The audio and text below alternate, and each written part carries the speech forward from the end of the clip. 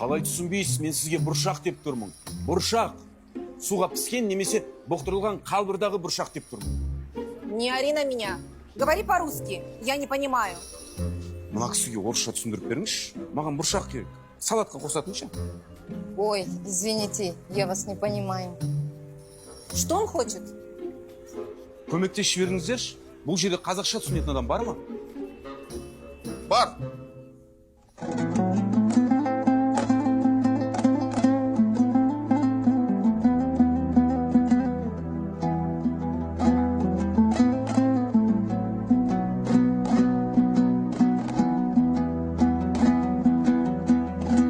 Қарындас, сізден горох сұрап тұрмын. Банкідегі горох. Ой, блин, горох, что ли?